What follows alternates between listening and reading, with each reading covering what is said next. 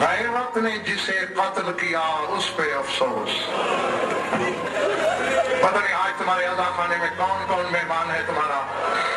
خون رونے والے کے پرسے کے لیے یہ ہو ہی نہیں سکتا صفِ اللہ سجاد کی ہو حسین نہ آئے. حسین موجود ہو نجف سے علی نہ آئے. شام والی تو ویسے ہی ہوتی ہے. اور پھر یہ تو سفر کا ساتھی ہے علی کی بیٹی کا جو ہر مجلس میں حسین کا غم منانے آتی ہے. آج سجاد کا غم منانا ہے اس نے.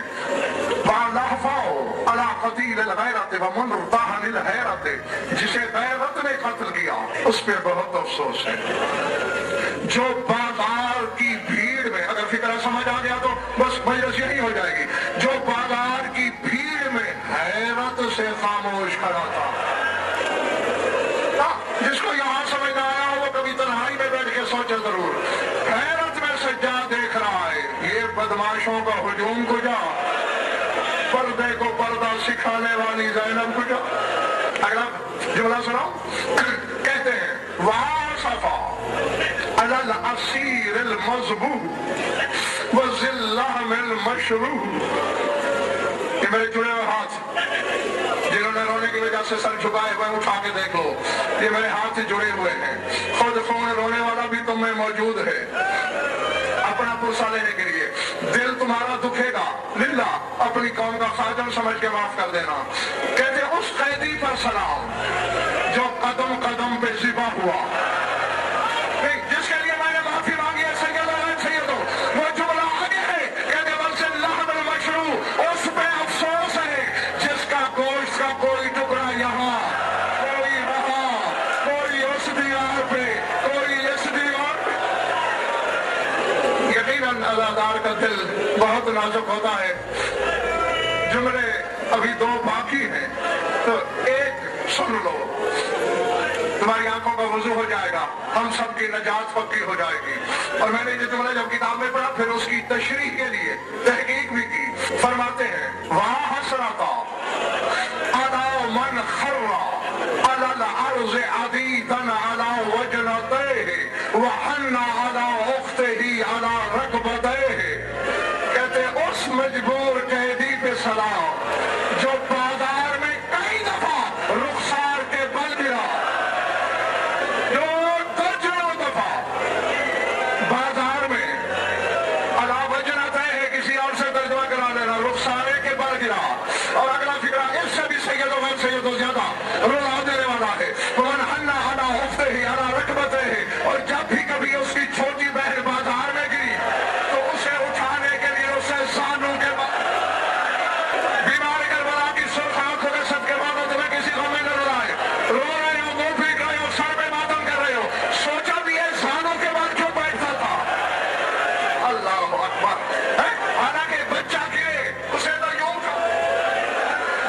سجاد زانوں کے بعد اس لیے بیٹھتا تھا چھک سکتا نہیں. کیونکہ اگلا فکر ہے سلام من اکلا عنقہ الحدید ومن کان فی التعب الشدید. اس پہ افسوس جس کی گردن کو پیچھے سے تاک کے لوٹے نے کاٹ دیا. حسین کو شمر کے خنجر نے پیچھے سے کاٹا, سجاد کو توق نے. اور اگر مجھے اجازت دو تو ایک جملہ کہوں, صرف ایک جملہ. یہ عباس کا عالم گواہ, تو میں بیٹھا ہوں سجاد گواہ. میں نے یہی فکرے دیکھے ہیں کتاب میں. لب یب کے رہو لحم بین کتفے الی سطح الازار, کندھوں سے لے کر کمر تک سجاد کے بدن پہ نہ چمڑا رہا تھا نہ گوشت رہا تھا. شمر کے تازیانے کھا گئے.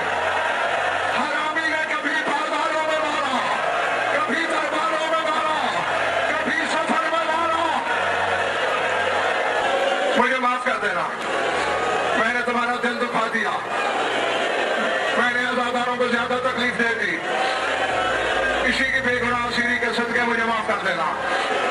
دکھ بتاتا رہوں, ساری رات بھی تھوڑی ہے. میں چھوڑ دیا. آخری جملہ کہنے لگا ہوں. پھر تابوت آئے گا, ماتم کرتے رہنا, لیکن یہ ذہن میں رکھ کے تم بڑی عزت عزت سے تابوت لاتے ہو. بڑی کوشش کرتا رہا ہوں, 20 سال ہو گئے مجھے سید سجاد کی شہادت اسی ممبر سے پڑھتے ہوئے. کوشش کرتا ہوں ہر سال ایک جملہ کہوں, پھر ڈر جاتا ہوں عزادار کے دل سے. اگر معاف کر دو تو آج کہہ دوں. میں نے کہا تم عزت سے تابوت لاتے ہو, اس کی وجہ کیا ہے؟ اس کا تابوت اٹھانے والا اس کی شہادت کے وقت مدینے نہیں تھا.